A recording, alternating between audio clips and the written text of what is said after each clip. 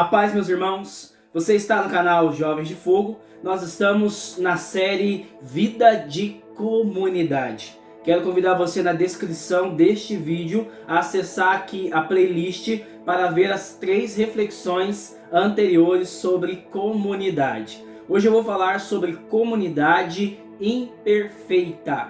Será que existe na Terra alguma comunidade que seja perfeita?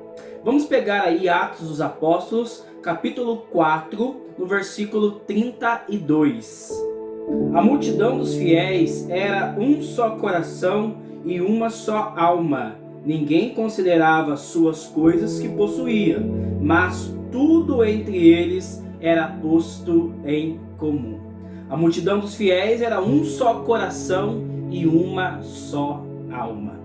Muitas vezes nós caímos na tentação de fazer uma leitura romântica, superficial da Sagrada Escritura.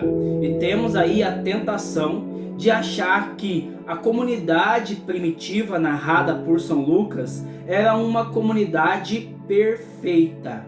Mas algo que eu aprendi em minha vida é que nós não podemos fazer uma leitura fundamentalista, superficial da Sagrada Escritura. Mas nós precisamos olhar e compreender a Sagrada Escritura como um todo. Sobretudo no Novo Testamento, que vai narrar aí a vida das primeiras comunidades, nós precisamos olhar ela num panorama geral, refletindo nos 27 livros que nós encontramos, para que nós possamos compreender como eram as primeiras comunidades. E já quero falar para você que não existe uma comunidade perfeita na Terra.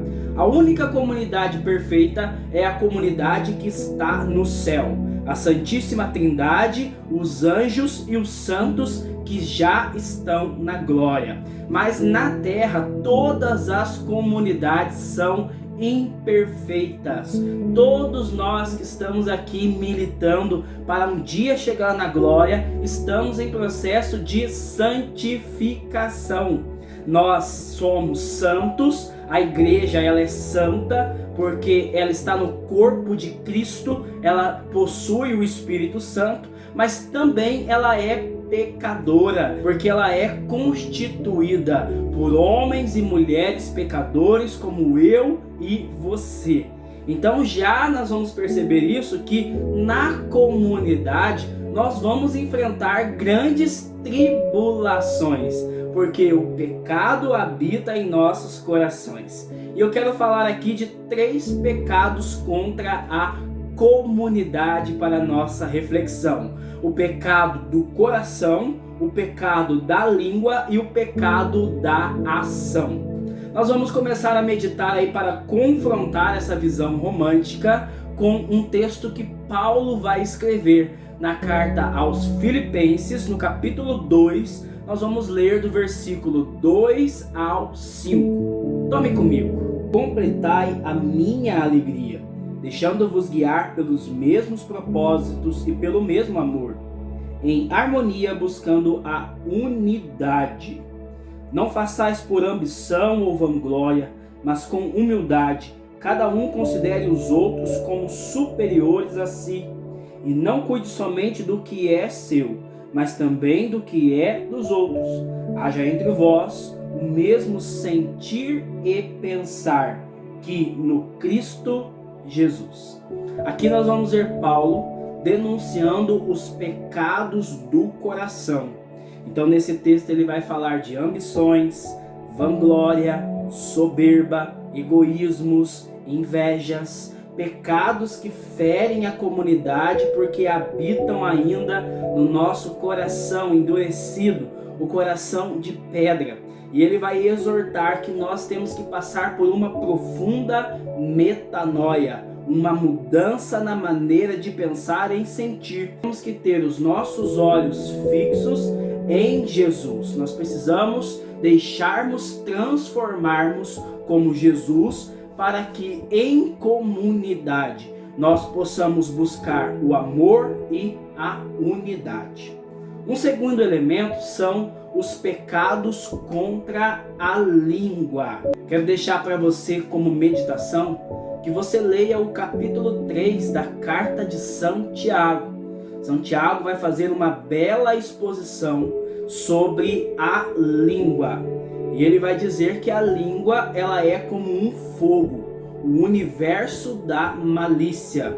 Porque com ela nós bendizemos a Deus, mas também com ela nós amaldiçoamos os nossos irmãos.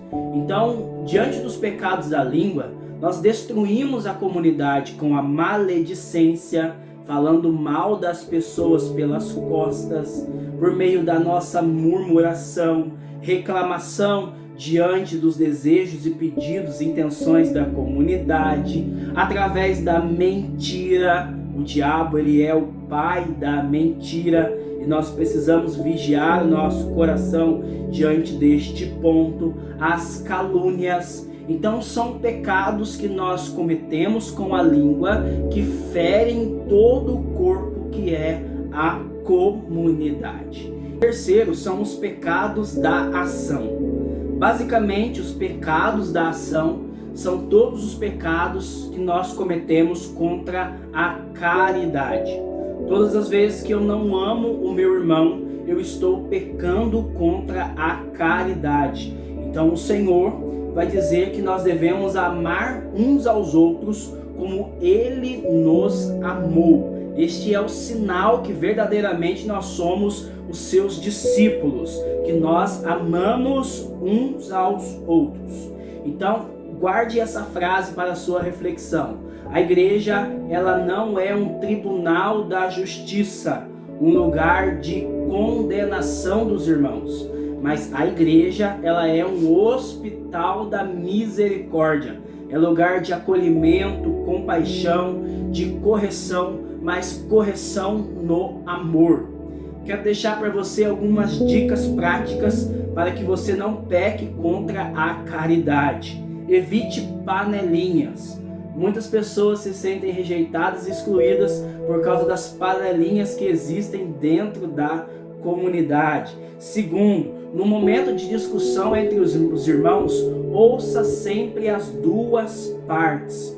Conheça as duas realidades para que você possa fazer uma correção. Terceiro, sempre que fizer a correção fraterna, saiba que primeiro vem a caridade e depois vem a verdade. No momento oportuno, nós falamos a verdade sem perder a caridade. São Paulo vai falar que a letra mata. Então é o Espírito que dá vida. O Espírito é a caridade. Quarto elemento, promova convívios fraternos. Então os convívios fraternos, eles estreitam e fortalecem os vínculos dentro da comunidade. A comunidade precisa ser um lugar onde os amigos estão reunidos. Quinto, favoreça momentos de cura interior e de perdão dentro da comunidade. Então, como a nossa comunidade é imperfeita, nós vamos ter sim conflitos, intrigas, brigas. Então nós precisamos favorecer esses momentos de perdão e de cura interior dentro da comunidade. E sexto, aprenda e ensine o exercício da virtude da humildade. Então é fundamental reconhecer o seu erro, pedir perdão para que nós possamos crescer em comunidade. Todas essas vias passam pela via da santificação que nós somos chamados a viver todo o dia. Como nós vimos nessa meditação, a comunidade ela não é um lugar fácil de se viver, mas pior é viver longe dela. Quero encerrar aqui com uma frase de São Padre Pio. Então, São Padre Pio, ele foi perseguido por membros da própria igreja. Existia um cardeal que perseguiu o Padre Pio por causa das estigmas e os milagres que ele fazia durante 50 anos. E um dia, esse cardeal olhou para o Padre Pio e disse para ele: a igreja não precisa de você. Padre Pio olhou para aquele cardeal e disse para ele: mas eu preciso da igreja. E por isso, Padre Pio ele se tornou santo, porque ele compreendeu que nós precisamos um dos outros para chegarmos até o céu. Que você possa estabelecer essa reflexão em seu coração, curando e eliminando esses pecados do coração, da língua e do ação, para que nós possamos crescer em unidade e em comunhão em nossa vida de comunidade. Que Deus abençoe você, a paz do Senhor Jesus. Fogo.